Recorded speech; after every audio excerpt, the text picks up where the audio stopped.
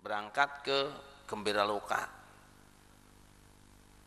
atau ke Ragunan atau ke Taman Safari, minta dibukain kandang macan. Anu Kang, dibuka kandang macannya Kang. Anak apa? Ajak akan ngomong, buka bewis. Begitu kandang macan dibuka, tukang sound system loncat jeleng, baca la ilaha illa anta subhanaka inni kuntu minadz dzalimin. Insyaallah habis diberakot. Yang pulang tinggal bajunya sama kupluknya. Memang apa modalnya Kanjeng Nabi Zakaria ketika tidak punya anak, Bu? Nabi Zakaria umurnya 120 tahun sedang istrinya 79 tahun belum punya anak. Susah napa susah? Sedih napa sedih? Ini pasangan ideal, Pak. Nabi Zakaria 120 tahun, istrinya 80 tahun, bedanya 40 tahun. Ini pasangan ideal ini. Makanya kalau ada suami umurnya 100 tahun, istrinya umurnya 60 tahun. Suami 80 tahun, istrinya 40 tahun. Suaminya 60 tahun, istrinya 20 tahun.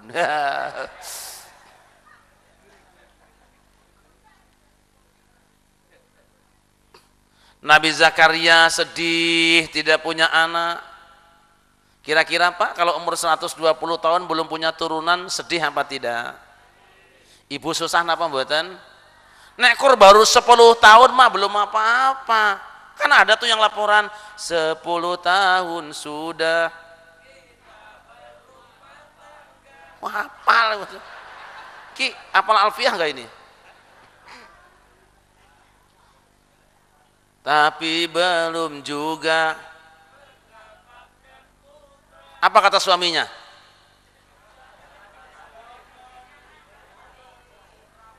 Waduh, itu kalau 10 tahun, ini Kanjeng Nabi Zakaria mungkin di atas 30 tahun belum punya anak.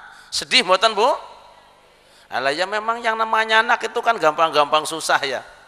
Ada yang 5 tahun kawin belum punya anak, 10 tahun kawin belum punya anak, 20-30 tahun kawin belum punya anak, malah kadang-kadang yang belum kawin sing wedok eloman, kacang kedeling aku ketong-ketong udele. Nabi Zakaria menjerit kepada Allah, Rabbi habli min ladunka dzurriyyatan thayyibatan innaka sami'ud du'a.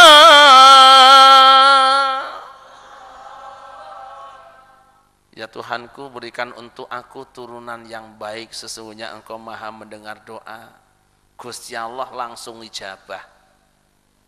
Saya tak mampir nanti bab kedua tentang tabarukan, tapi ini stop dulu di sini, ndak kewengen. Pokoknya ngundang nih ae wis engko. Allah jawab,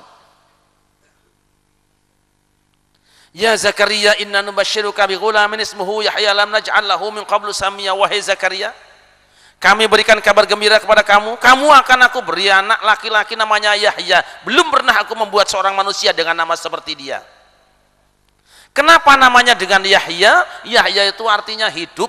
Kenapa anaknya Kanjeng Nabi Zakaria namanya Yahya? Sebab ketika Zakaria tidak punya anak, seakan-akan dia sudah mati. Dan ketika punya anak, muncul kembali namanya hidup. Ini saudara saya di Lampung, ada yang punya istri hamil 4 bulan, kandungannya hilang, Pak. Gek meteng, bayinya hilang. Kira-kira kerjaan siapa, Bu? Mungkin ini kerjaan wewe atau suster, atau bisa jadi ini diambil, diadopsi oleh 2 pasang manusia, sepasang manusia yang belum punya turunan sampai sekarang, yaitu tuyul dan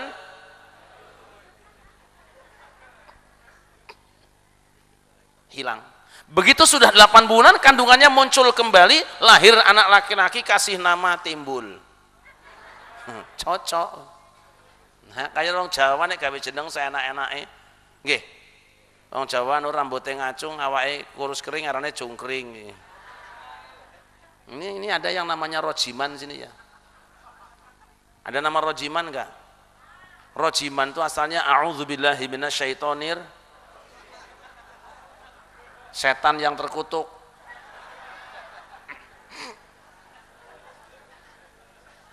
Alah kaya kowe tak ganti bayaran rojingun men surah Al-Baqarah. Lah iya rojingun tuh dari Quran. Asalnya innalillahi wa inna ilaihi. Anak mati kabeh. Nanya saja sama santri yang baru 2 mondok tuh, siapa namanya? Sarikun. Sarikun tuh salat Yusuf artinya apa? Maling. La ilaha illallah.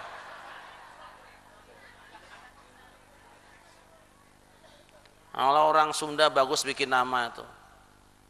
Siapa namanya? Mulyani. Yang kedua Mulyati. Yang ketiga Rokmini. Rokmini cawet sisan.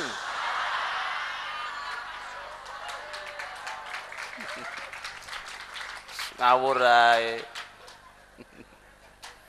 Orang Indonesia kok nama anak nama asu, arane kok pleki. Wasu. Sing apik niku ya Mbah Marijan niku, Bu.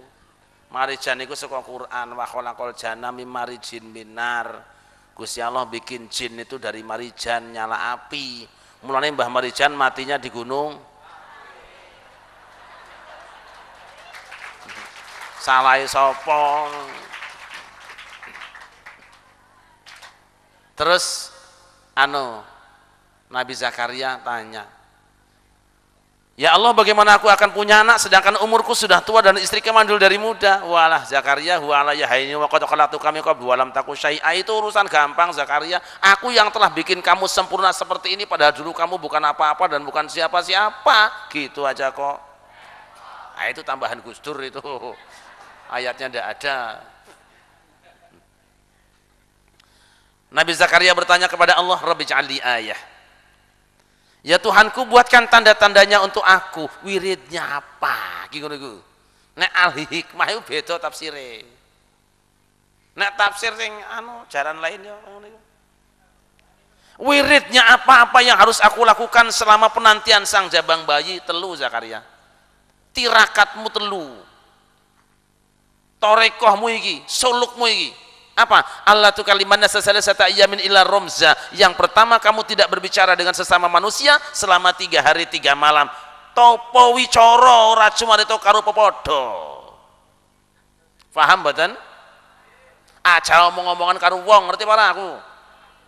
Dasar peang penjol karo si Siti. Jangan bicara dengan manusia selama 3 hari 3 malam. Nek coro ngarep niku yo tanggal 13, 14, 15. Nek coro Jawa Rebo Pon Kemis Wage Jemuah Kliwon. Lho niku. Wae, pada bae Sunda Jawa pada bae. Sunda Jawa ya pada kur bedane a karo o iku. Ya. Nek wong Jawa sira, lamun Sunda sia iki. Nggih Bu nggih? Iya. Nek cara wong Jawa meja, cara Sunda ayo kowe. Nek cara wong Sunda coba, cara wong Jawa cara Sunda kentang, cara Jawa Brogotel kok kentong.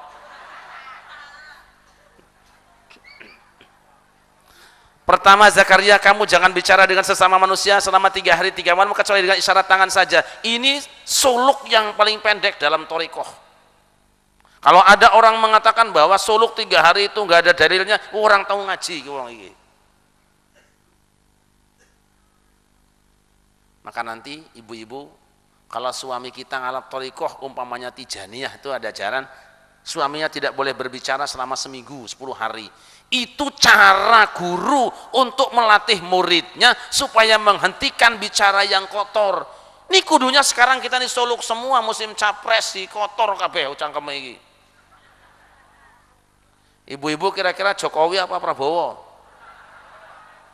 Jokowi Prabowo? Terserah. Mau Jokowi ke Prabowo ke Dorjo ke Tesi ke padha wae. Gimana kalau yang jadinya Prabowo? Jawab, aku ra. Kalau yang jadi Jokowi? Jawab. Kalau yang jadi Jokowi jawabannya aku ra. Bu kira-kira kalau Prabowo yang jadi beras gratis enggak? Alah, gratis omahmu tok. Kalau yang jadi Jokowi gratis nggak makan. Alah, podo wae, jangan pada ribut lah. Makanya saya ditanya hampir tiap hari sama orang-orang, Pak Yai mau nyoblos siapa? Saya tanya ibu-ibu sekarang. Kira-kira sekarang Prabowo mikirin ibu-ibu enggak? Jokowi mikir ibu enggak? Suami mikir ibu enggak? Tuh dia yang dipilih. Saya tanya kaum bapak sekarang, Prabowo mikir bapak enggak? Jokowi mikir bapak enggak? Istri mikir bapak enggak? Itu yang dicoblos.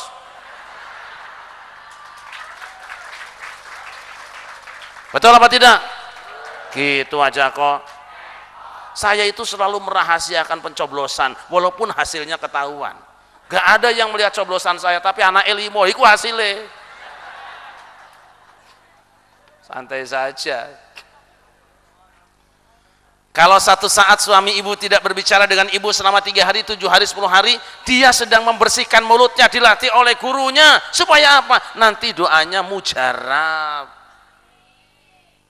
Sebaliknya saudara-saudara, kalau istri saudara besok tidak berbicara 3 hari sampai seminggu lamanya, tidak ngobrol, jangan dimarahi. Mungkin dia lagi ngambek sama suaminya, pelit soalnya gue.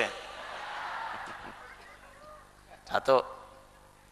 Yang kedua, wadhkur rabbaka katsira. Zakaria, hendaklah kamu banyak berzikir kepada Allah. Nih, 3 hari 3 malam ini full thariqah ini. Nabi Zakaria berdoa kepada Allah, tidak boleh ngobrol, kudu banyak percis orang sini nggak pernah zikir banyak. Alah, repot. Yang ketiga, wasabbih bil asyyi wal ibkar, baca tasbih pagi dan petang. Nih, diamalkan oleh Kanjeng Nabi Zakaria 3 hari 3 malam. Istrinya nenek-nenek 80 tahun meteng. Kira-kira kalau di sini ada nenek 80 tahun hamil, geger nggak? Heboh nggak? Rame nggak? Iki meteng apa diantup tawon susuh gitu. Sawake kering, weteng gede kaya cebong. Masya Allah. Artinya apa? Berarti tasbih lebih hebat dari ramuan Madura. Berarti tasbih lebih hebat daripada pasak bumi, royal jelly dan ginseng. Makanya di dunia ini kiai badannya kurus, istrinya 3-4, yo mana kabeh. Tasbih, sampean bojo siji awakmu lemu malah kurung nguyuh tok isone, alah.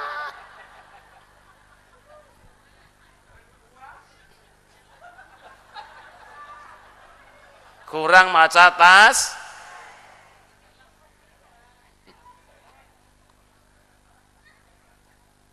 Hamba Allah yang dimuliakan, ibu-ibu suka sedih apa enggak? Suka sedih apa tidak? Suka susah apa tidak? Dalam hidup ibu ada ujian apa tidak? Kaum bapak punya ujian apa tidak? Bangsa ini sedang banyak diuji oleh Allah, betul apa tidak? Di Indonesia sedang banyak ujian, betul apa tidak? Perasaan baru kemarin ujian kenaikan kelas, ada lagi ujian negara, sekarang ada ujian PNS, ujian terus kapan menggawe gue iki, diuji terus. Kalau diuji kita semua kudu sabar, sableng gitu. Di balik sabar kita kudu ikhtiar wiridane maca tasbih. Kapan maca tasbih ping piro, catet iki. Wong saya itu ya kalau wiridan itu sudah saya kerjain baru tak kasih tahu orang lain, nek belum ya jangan. Jarkoni ngajar orang lakoni. Ibu nggih? Saya iso sing enteng-enteng wae. Kapan tasbih dibaca? Lihat Nabi Yunus, malapetaka yang begitu berat bebas oleh Allah, tasbih. Kanjeng Nabi Zakaria, kaki-kaki nini-nini bisa dapat anak, tasbih. Hebatnya tasbih. Kanjeng Nabi Yunus ora seti nganggo kuku ponconoko, ora nganggo klambi Antasena. Tasbih. Kapan bacanya? Kalau kita baca Quran ayatnya sama. Wasabbih bil 'ashyi wal ibkar wasabbihuhu bukratan wa asila, sabbihuhu bukratan wa 'ashiyya. Semua ayat ini mengatakan bacalah tasbih pagi dan petang. Apa yang dimaksud pagi dan petang? Qabla tulu'i syamsi wa qabla ghurubiha, sebelum terbit matahari dan sebelum terbenamnya. Bar subuh sak derenge meletak srengenge, bar ngasar sak durunge surup srengenge. Sebab nanti kalau sudah surup srengenge atau pas merah-merahnya itu munculnya mega merah. Munculnya mega merah itu tandanya ada dua tanduk setan, koronai syaiton. Nek mega merah mesti ada dua tanduknya. Wes aja juru-juru maring politik ora ilok itu.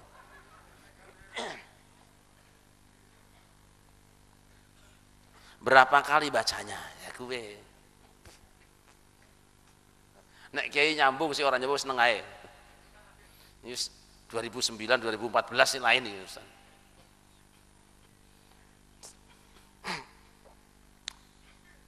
Nabi mengatakan, "Man qala hina yumsi wa hina yusbihu subhanallah wa bihamdihi mi'ata marrah, lam ya'ti ahadun li afdal min jabihi illa ahadun qala mislama qala au zada alaihi." Rawahu Muslim Abu Dawud.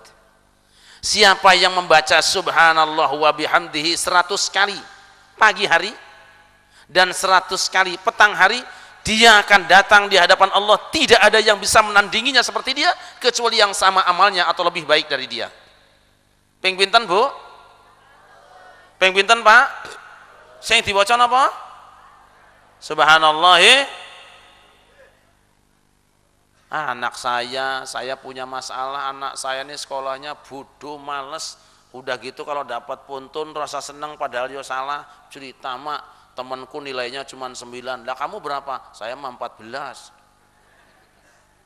Malah teman saya itu nilainya masih mentah hijau, aku udah mateng merah mah. Dancuk bocah iki.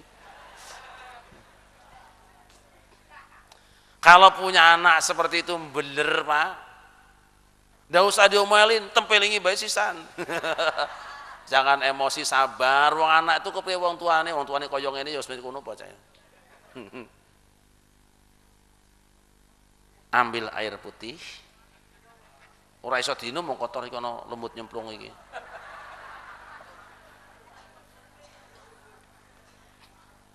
Wirid ibu nggih, saya anjurkan ibu yang banyak.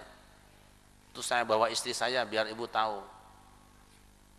Contohnya. Kita baca ba'da subuh, ba'da asar, subhanallah wa bihamdi, subhanallah wa bihamdi, subhanallah wa bihamdi, tiupkan. Dan di akhir bacaan kita baca subhanaka la ilma lana illa ma 'allamtana innaka antal alimul hakim. Tambahin rabbi zidni ilma. Tiupkan. Anak kita bangun tidur, mau tidur, panggil, "Nak, tolong air ini diminum, ini air sudah didoakan sama ibu." Minumnya suruh pelan-pelan, nggak boleh cepat-cepat. Seperti ini.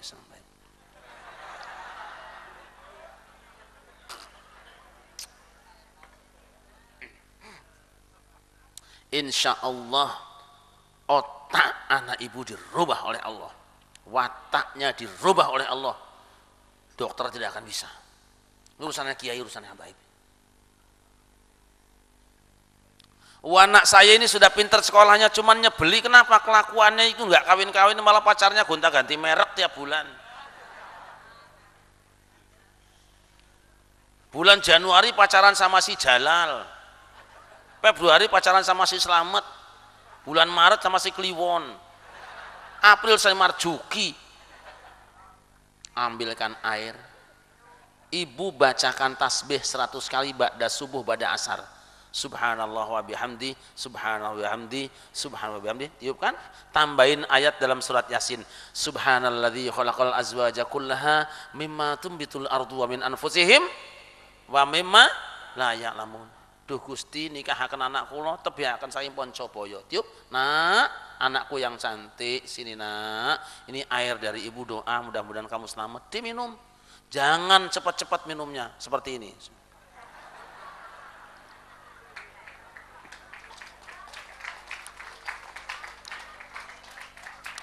Yai, anak saya alhamdulillah sudah rumah tangga, sudah punya anak. Tapi suami saya kalau kerja selalu diganjel karirnya. Ada saja yang mengganggunya, ambil airnya, ibu yang bekerja. Subhanallah wa bihamdi, subhanallah wa bihamdi, subhanallah wa bihamdi, tambahin ayat fa subhanalladzi biyadihi malakutu kulli syai'in. Tiupkan. Pak, air ini minum, doaku istrimu supaya kamu selamat ya Pak.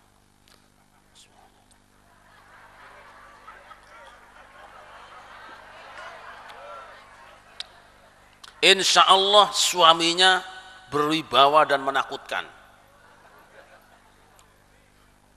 Direktur lewat wedi,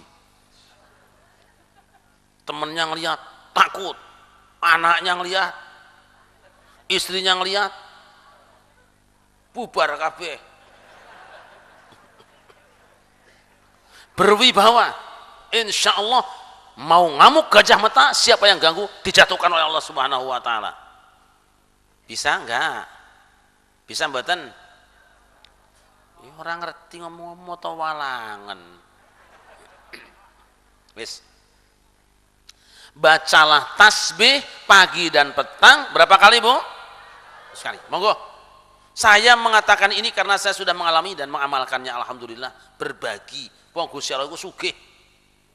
Nek kula panjenengan njaluk kabeh ya dikeki kabeh ora melarat Gusti Allah. Nggih napa mboten? Tadi ngomong Jawa ke priben ki ya lah. Memang apa modalnya Kanjeng Nabi Ibrahim? Ketika dilemparkan ke dalam lautan api yang sangat besar, dia tidak menggunakan celana besi, baju besi, sepatu besi atau topi besi. Pakaiannya seperti kita. Begitu dilemparkan ke lautan, tiba-tiba Kanjeng Nabi Ibrahim Sekti Mandraguna, dia menggunakan apa? Menggunakan jimat yang sangat luar biasa. Hasbunallah wa ni'mal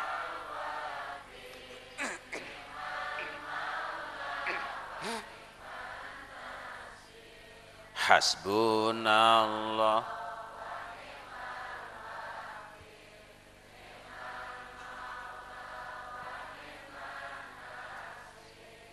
Nikmat tidak Pak? Seger napa mboten?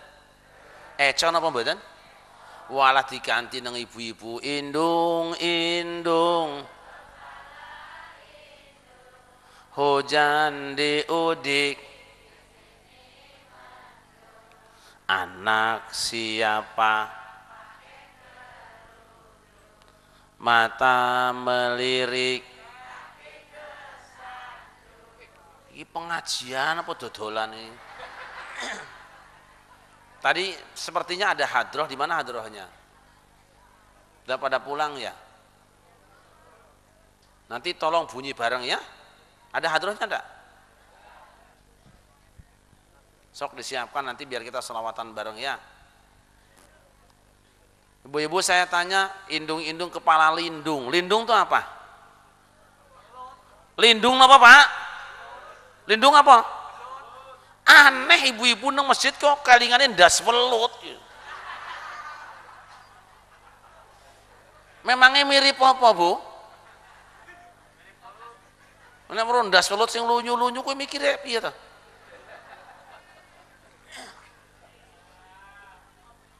Udah gitu menghina orang ibu-ibu. Aduh, aduh. Mandi di kali. Tidak sembahyang di dalam kubur. Itu tadi ibu-ibu wanita yang mandi di kali rambutnya, tidak sembahyang, tidak di dalam kubur mendapat namanya Siti Aisyah ku sapa? Garwane Kanjeng Nabi. Berarti ibu-ibu penganut aliran sesat, keluar dari Ahlus Sunnah wal Jamaah. Siti Aisyah kok keramas, mawi ora salat ngono iki. Asem kowe iki. Wahyu saka ngendi? Masih mending kalau Siti Markona. Iku langgaran supir truk winong. Hasbunallah wa ni'mal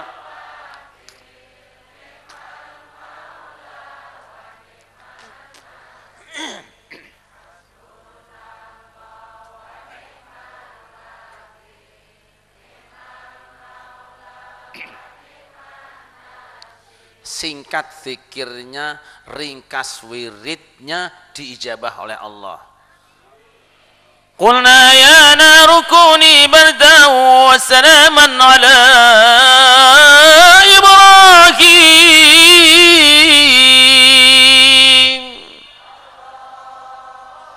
Wahai api, dinginlah kamu, berikan jaminan keselamatan pada Ibrahim. Api yang besar, banyaknya kayu bakar, habis kayu bakarnya, padam apinya, Ibrahim tidak sedikit pun tergores. Kenapa? Karena Nabi Ibrahim sakti mondroguna. Kenapa sakti mondroguna? Maca hasbunallah wa ni'mal.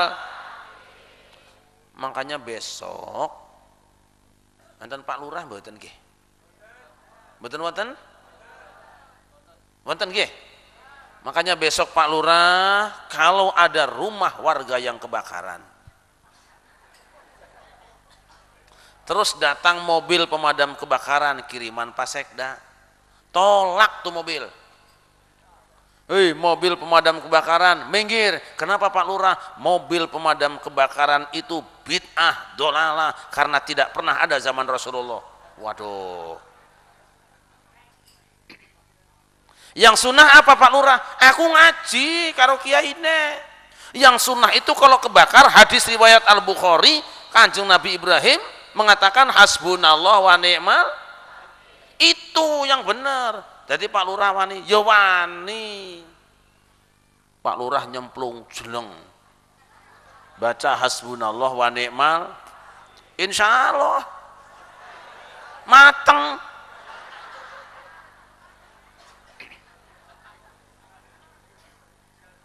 Jimat ya jimat. Ini hasbunallah wa ni'mal wakil ini hebatnya luar biasa, sampai Al-Imam Abdul Hasan Asy-Syadzili rahimahullah mengajarkan yen sira duwe musuh sing abot, berat melawannya tak ijazahi, kata Nabi sama kata Imam Abdul Hasan Asy-Syadzili. Ini berdasarkan riwayat dan keterangan dari Nabi dan ayat Quran dia tangkap. Kalau nanti kamu menghadapi musuh, amal ke kaf haya ain sod hasbunallah wa ni'mal wakil wirid ping 450 dipukul ya rubuh musuhe ngono iku. Ning lamun sampean takut dukun santet, takut yang macam-macam mau menghantam kamu, tangan kirimu siapan pakai hak mim ain sin qaf, itu penangkalnya hasbunallahnya ping 450 dipukul orang ya ora kena asal ora nempel. Walaupun digebuk pakai besi nggak akan sakit asal nggak kena insyaallah. Ditembak orang mempan asal meleset. Kanifillah. Kenapa zikir dan doa kita kurang mujarab ibu-ibu? Kita kurang melengkapi dengan 3 hal sekurang-kurangnya. Minimal 2, tambahin 1 lengkapnya. Apa yang 3? Pertama, kudu jelas lafadz dan pasangan masalahnya. Kenapa ibu-ibu? Sebab dalam hidup ini segala sesuatu ada pasangannya. Subhanalladzi khalaqal azwaja kullaha mimma tumbitul ardu wa min anfusihim wa mimma la ya'lamun. Hadrohnya sudah siap belum? Maka Sallallahu alaihi Muhammad. Sallallahu alaihi Muhammad. Ya Nabi salam.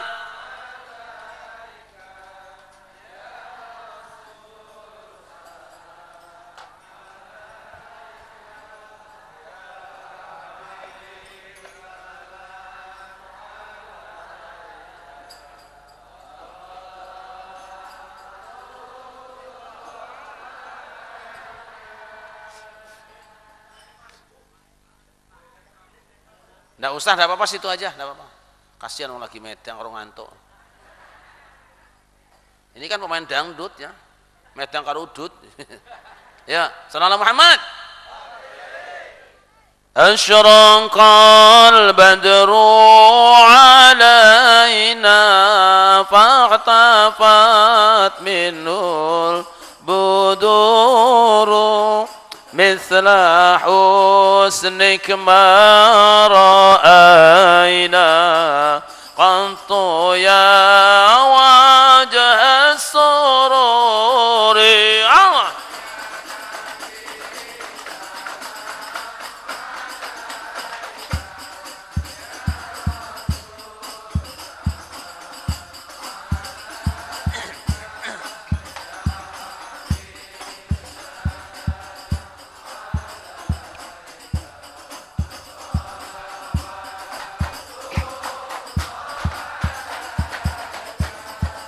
anta syamsun anta badrun anta nurun fawqa nuri anta insiru wa ghali anta misbahus suduri. Allah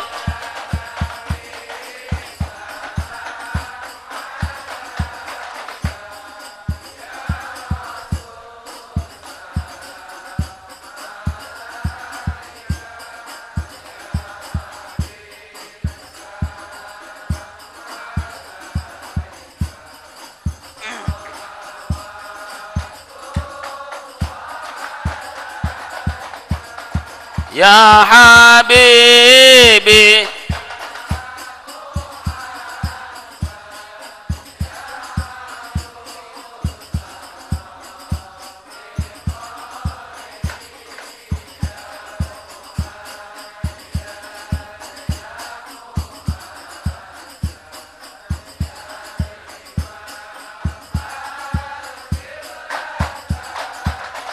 Allah ya Nabi alaika ya Rasul salam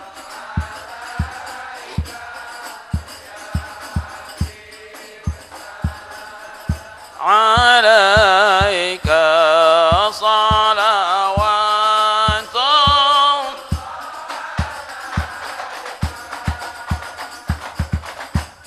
Sallallahu Muhammad. Khanifillah. Pertama, harus ada hubungan antara zikir, doa dan yang menjadi kebutuhan kita. Sebab di dunia ini ada pasangannya dewi-dewi nggih Bu nggih. Dulu ibu kalau sakit mata suka metik daun, jangan disuruh-suruh. Sakit mata malah suruh-suruh. Sakit mata petik daun, nek saryawan petik daun, Pak, nek saryawan indraken petik daun, daun nangka wedhus iku.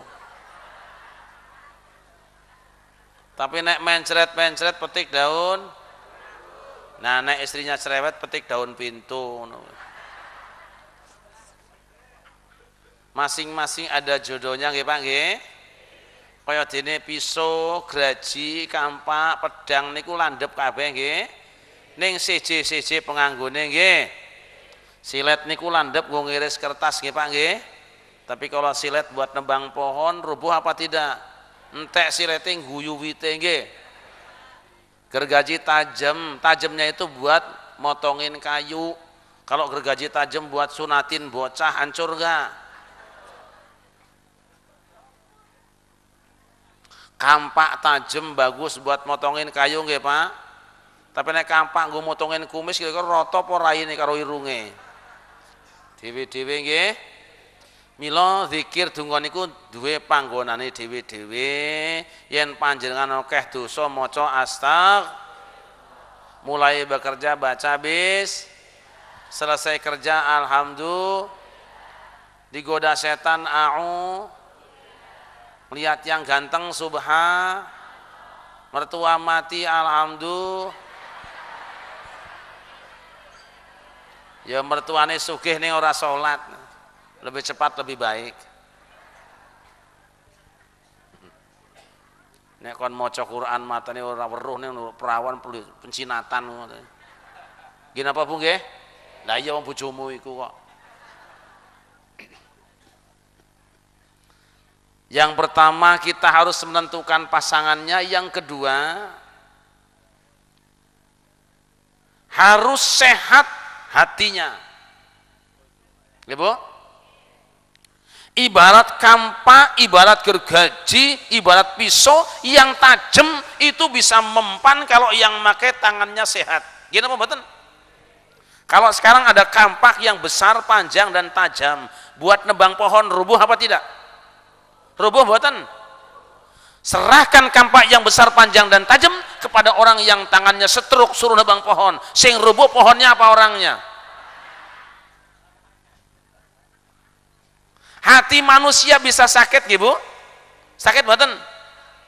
Fi qulubihim maradun fazadahumullahu marada wa lahum adzabun alimun bima kanu yakribun. Hati manusia bisa sakit. Hati manusia itu ibaratin awak nih sing ora katon ngawake matane dhewe. Hati manusia sebagaimana tangan bisa luka, hati bisa luka apa tidak? Hati bisa luka, Bu? Dari mana taunya ada hati yang luka? Lihat perempuan kalau sudah minta pulang kepada orang tuanya, tuh hati yang luka. Pulangkan saja. Atau itu lagunya apa, Bu? Hati yang tuh luka. Kalau mata memandang yang diharamkan oleh Allah Subhanahu wa ta'ala kemudian menghujam ke dalam hati, sariawan hatinya. Telinga mendengarkan yang diharamkan oleh Allah, menghujam ke hati, sariawan hatinya. Bergerak ke tempat-tempat yang diharamkan Allah, sariawan hati, kotor hatinya. Sesuatu yang masuk lewat mulut berupa makanan mungkin tidak lebih bahaya daripada sesuatu yang masuk lewat kuping berupa omongan. Makanya kita ingin Pilpres ini jangan sampai mulut kita dikotori dan kuping kita harus jauh dari orang yang membicarakan kotor tentang calon presiden kita. Dua-duanya juga putra terbaik Indonesia.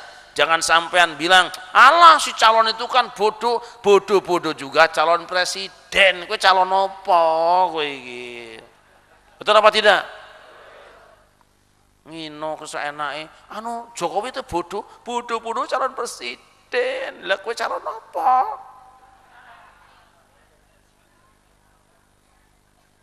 Awas hati-hati. Yes.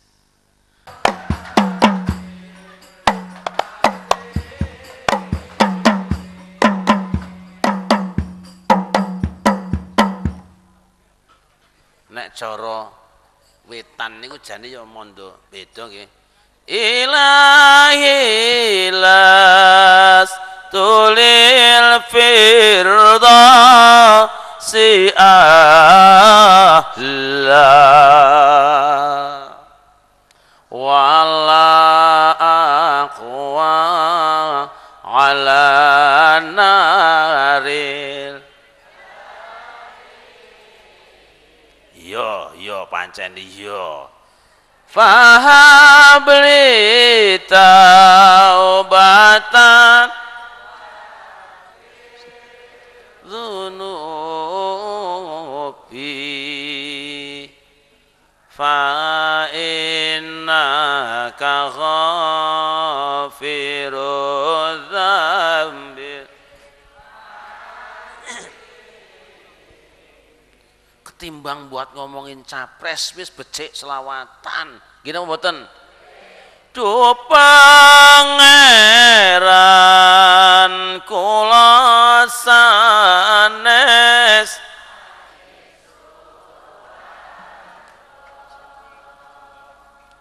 nanging kula mboten kiyat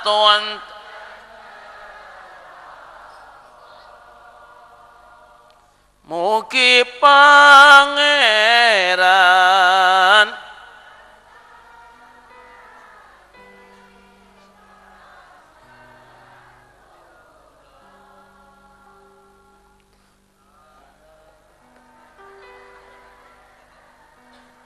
zat kang paring pangapura. Oh alah endah nih ngono ya. Kosek, tenang aja. Iku organ apa pijet?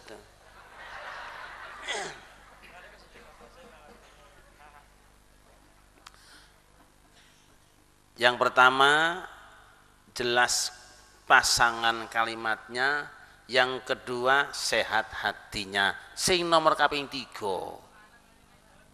Yang nomor 3 kudu ada pelatihnya. Iki sing angel iki. Jelas ya? Loh, main bola cuman dupain karet. Ada pelatihnya apa tidak? Badminton gebuki buntut ayam. Ada pelatihnya apa tidak? Main golf macul. Ada pelatihnya apa tidak? Tinju ngepruin raine wong, ada pelatihnya tidak? Catur nyurung-nyurung kusen, ada pelatihnya enggak? Nyurung-nyurung kusen ae ana pelatih. Apalagi nih hatimu, Bu. Angel iki. Berarti ora pernah tenang takallub. Kalau badminton, olahraga sepak bola, tinju, catur, tenis meja ada pelatihnya. Ini untuk mainkan hatimu mesti ada pelatihnya. Sapa ya guru mursyid. Ning hati-hati zaman akhir iki banyak guru gadungan. Banyak guru gadungan. Nah yang sering tampil-tampil to ala iku kur casingnya sing apik, iklane pinter, sing tuku padha ketipu. Mulanya kalau beli handphone saja nggak usah yang bagus-bagus casingnya, biasa saja kayak gini kalem saja. Kalau sekarang yang merek baru itu bikinan dari sono itu warnanya bagus, fiturnya macam-macam, iklannya kenceng, pas dipakai ngelemot terus. Regane pancen ya murah, wong iklan separuh kok. Makanya saya belinya handphone tuh yang warnanya hitam saja. Nokia, BlackBerry, ireng. Makanya casingnya hitam, BlackBerry. Irit pulsa. Sering puasa kayak gitu. Ada yang nanya saya, "Kiai Syarif kenapa bajunya hitam?" Ya ora apa-apa kok masing-masing. Yang suka putih ya putih, suka merah ya merah, merah putih ya monggo, hitam juga ya monggo, gitu aja kok. Santai saja. Tapi ada yang nyindir, Yai Syarif itu kok pakai blangkon tuh gimana toh, udah ada peci lagi loh, Mas. Ini pakaian Indonesia. Monggo, Mbah. Jenderal kita nih, Masya Allah. Kenapa saya menggunakan blangkon? Ini blangkon adalah kekayaan Indonesia. Saya katakan ini satu-satunya yang bisa saya lakukan untuk melawan budaya asing. Kalau semua rakyat Indonesia tampil dengan budaya sendiri-sendiri, insya Allah jaya Indonesia. Betul apa tidak? Lu Habib ini orang Arab lu aslinya, tapi pakaiannya tidak Arab. Indonesia menyadari ini tumpah darah kita sendiri. Betul apa tidak? Lu kenapa bajunya hitam? Lu baju hitam tuh baju paling mahal, Pak. Paling mahal di dunia. Ka'bah tuh bajunya apa warnanya? Itu baju paling mahal. Di atas 2 miliar itu. Wong sak irisan saya itu jutaan harganya. Itu baju Ka'bah. Tapi baju paling murah tuh baju putih, apa? Kain kafan itu putih. Nek kiai ku ora kurang dalil ngono. Kalah ya lunga.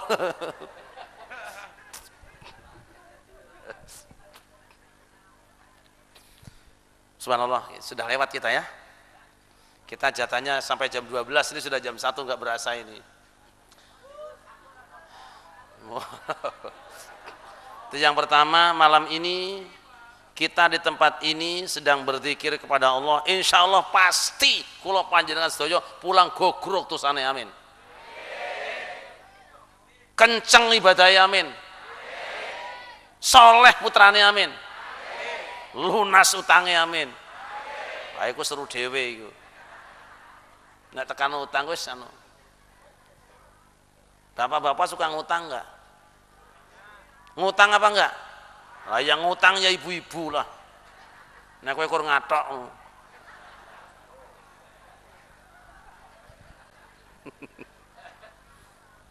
Pikiranmu iku selelek.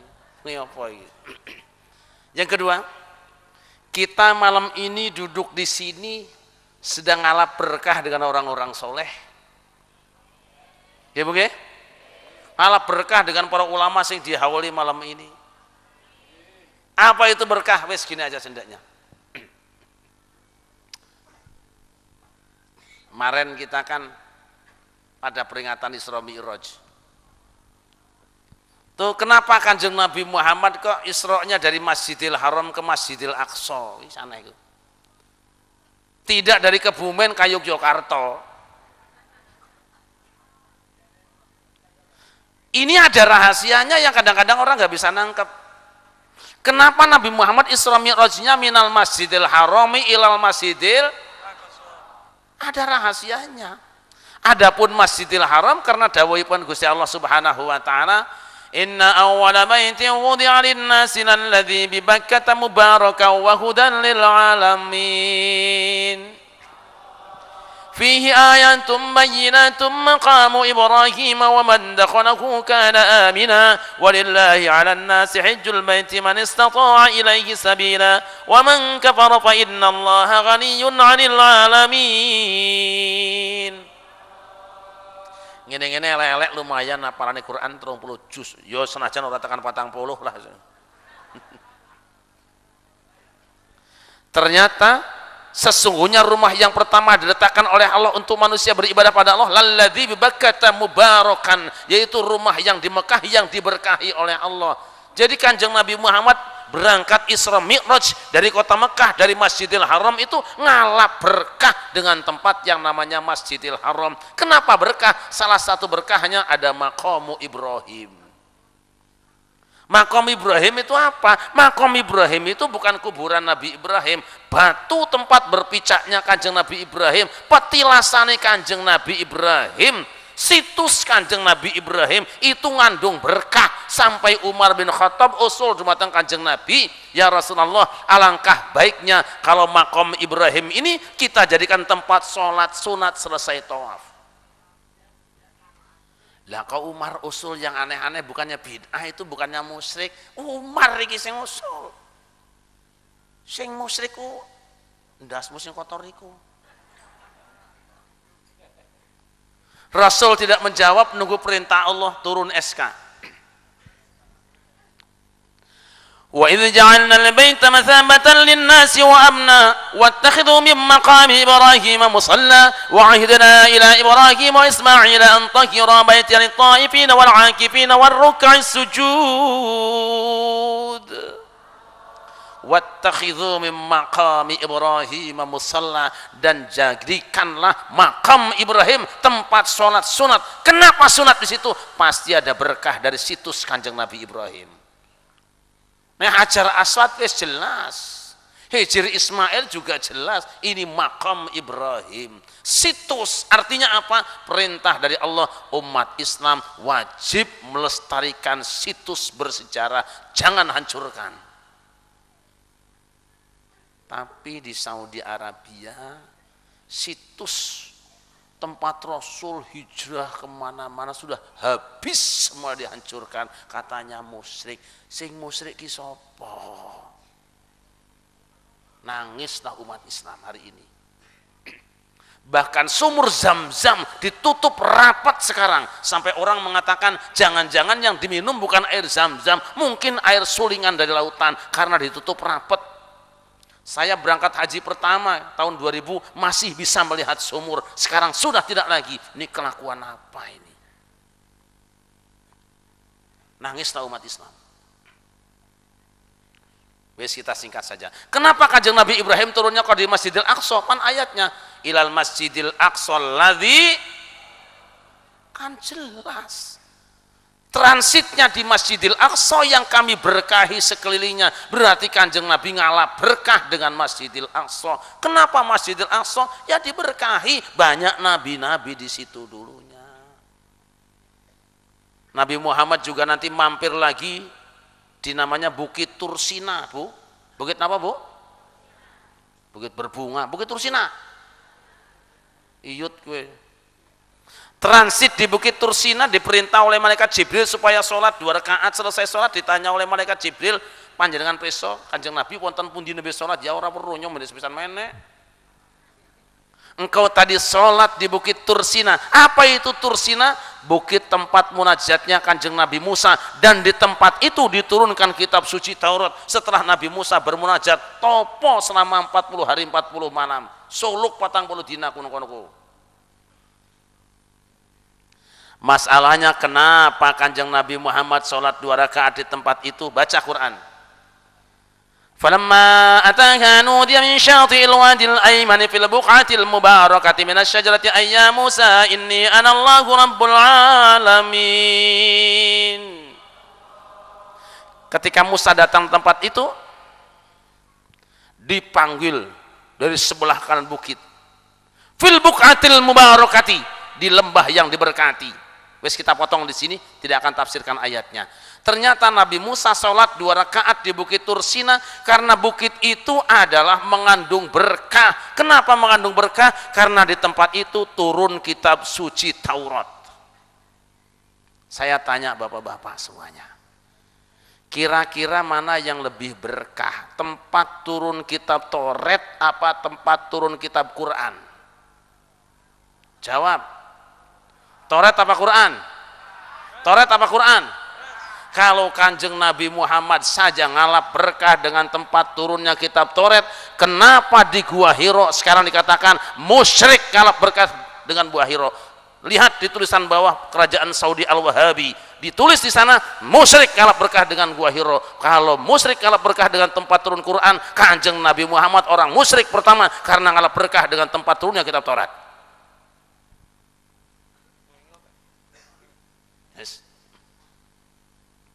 Kanjeng Nabi Muhammad juga mampir di tempat Bethlehem, sholat 2 rakaat. Malaikat Jibril bertanya, Muhammad ya Rasulullah, engkau tahu di mana barusan engkau sholat? Aku tidak tahu. Barusan engkau sholat di tempat lahirnya Kanjeng Nabi Isa, di Bethlehem. Oh, kenapa sholat di tempat lahirnya Kanjeng Nabi Isa? Bukankah Al-Quran mengatakan, Qala inni abdullahi atani al-kitaba wa ja'alani nabiyya wa ja'alani mubarakan aina ma kuntu wa awsani bis salati waz zakati ma dumtu hayya. Nabi Isa berkata, aku ini hamba Allah, aku diberi Alkitab, dan aku dijadikan seorang nabi oleh Allah, dan aku dijadikan oleh Allah sebagai orang yang mubarakan ainama kuntu, dimanapun aku berada, aku diberkati, aku mubarak. Kalau Nabi Muhammad sholat di tempat lahir Kanjeng Nabi Isa, itu artinya Kanjeng Nabi Muhammad ngalap berkah dengan tempat lahirnya Kanjeng Nabi Isa. Saya mau tanya bapak-bapak sing seru jawabannya, mana yang lebih berkah, tempatnya Nabi Isa atau Nabi Muhammad? Nabi Isa apa Muhammad? Kalau tempat lahirnya Kanjeng Nabi Isa saja dialap berkahnya, ditabaruki, kenapa tempat lahirnya Kanjeng Nabi Muhammad dibuldoser oleh orang-orang Wahabi, dijadikan perpustakaan dengan alasan umat Islam telah musyrik menyembah tempat lahirnya Kanjeng Nabi Muhammad? Tidak usah banyak dalil kita sekarang. Hamba Allah yang dimuliakan, itu ngalap berkah dengan tempat orang-orang soleh. Apakah yang dimaksud dengan tempat berkah itu hanya seorang nabi? Tidak.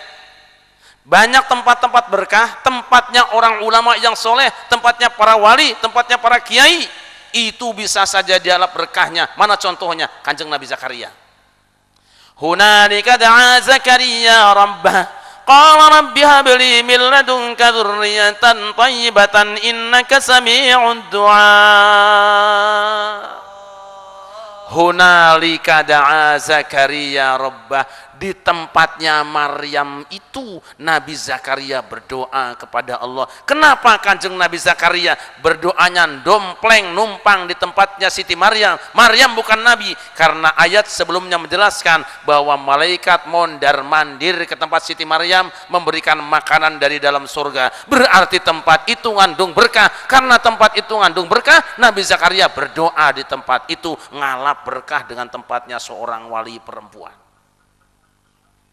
Wah, nek ngono NU bener sing ra bener bocah kuwe.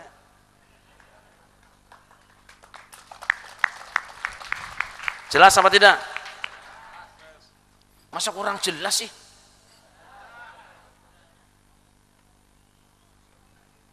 Apakah hanya orang yang hidup saja? Tidak. Orang soleh, para nabi, para wali, ulama yang soleh bukan cuma hidupnya, wafatnya, kuburan yang ngandung berkah. Dari mana dalilnya? Lihat Al-Imam Ibnul Jazari dalam kitabnya Hisnul Hasin, kitab doa Beliau pakar qiraat, ahlinya qiraat sab'ah, pakarnya hafalan Quran, jago hadis, menulis. Di antara tempat-tempat yang mustajab untuk berdoa adalah kuburul anbiya was solihin, kuburannya para nabi dan orang-orang soleh. Maka dari dulu sampai sekarang umat Islam biasa datang ke kuburan meminta kepada Allah ngalap berkah kelawan orang yang dikubur. Apa dasarnya? Dijelaskan oleh Imam Asy-Syaukani dalam Tuhfatul Dzakirin, atau dijelaskan juga dalam Tuhfatul Mukhlisin. Dikatakan bahwa argumen bolehnya ngalap berkah dengan kuburan adalah hadis yang awal ceramah tadi saya baca, humul julasaul ladzina la yashqa jalisuhum, mereka orang-orang soleh itu duduk saja bareng dengan mereka sudah tidak celaka orang melakukannya. Kalau ini orang-orang soleh duduk di samping kuburannya sudah tidak merugi di hadapan Allah Subhanahu wa taala. Kayak kue NU bener ya? Ya bener sing ngawur bocah kue. Jelas apa tidak? Besok contohnya Pak, dulu di Samarkand itu pernah kemarau panjang, kemudian orang-orang sudah sholat istisqa bolak-balik orang udan-udan, sedekah orang udan-udan, datang orang soleh kepada hakim, Tuan Hakim, bagaimana kalau masyarakat kita bawa ziarah kubur Imam Bukhari di Hartang, kita ndonga bareng kepada Allah ngalap berkah Imam Bukhari. Nah, sing ngusulnya ulama, bukan orang itu. Qadhi setuju, masyarakat berangkat, berdoa di kuburan Imam Bukhari, mohon kepada Allah. Ingat, mohonnya kepada Allah. Ibu nggih? Selesai doa, brek hujan deras. Musyrik, sing musyrik kuwe, wong kuwe. Ini yang berdoanya ulama, orang-orang soleh. Itu ngalap berkah dengan tempat. Yang kedua ngalap berkah dengan barang-barang. Ini gampang banget, tak kebut bagi yang ngajini lah.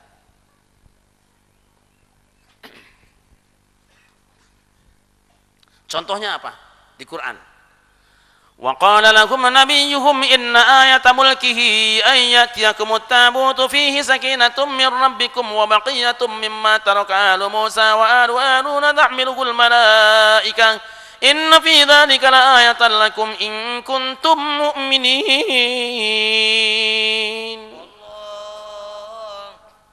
Singkat cerita ini, Bani Israel mau perang melawan Jalut dan pasukannya yang gagah perkasa. Allah sudah menentukan pimpinanmu Tolut, tapi orang ragu apa bisa menang loh. Ya bisa. Tandanya apa? Nanti tanda-tandanya bahwa Talut diangkat jadi pemimpin kamu dan kamu pasti menang adalah nanti ada tabut yang datang, kotak yang datang dibawa oleh malaikat. Itu kotak wasiat peninggalan zaman Nabi Musa dan Harun. Apa isinya kotak? Isinya kotak itu pretelan kitab Taurat dan lain sebagainya. Gak ada duitnya itu kotaknya. Nah saiki kotak duit yang diboro-boro. Asal kotak itu datang di tengah Bani Israel, ini membawa ketenangan, pasti menang perangnya. Menang bener Bani Israel, ngalap berkah kelawan kotak pretelan kitab suci. Wis kalau takon panjenengan, mana yang lebih berkah, kitab Taurat apa Quran? Wa hadza kitabun anzalnahu mubarakun. Ini Al-Quran adalah mubarak. Kalau umat Bani Israel saja ngalap berkah dengan pretelan kitab suci Taurat, alangkah pantasnya kalau umat Nabi Muhammad, alangkah wajarnya kalau umat Nabi Muhammad suka ngalungin anaknya dengan Quran kecil karena ngalap berkah Al-Quran. Ngono sing ngomong nek ngono yae dikalungi aja Quran cilik, Quran sing gedhe wae. Lho Mas, nek Quran sing gedhe separuh diwaca, separuh nutuk ndasmu iku.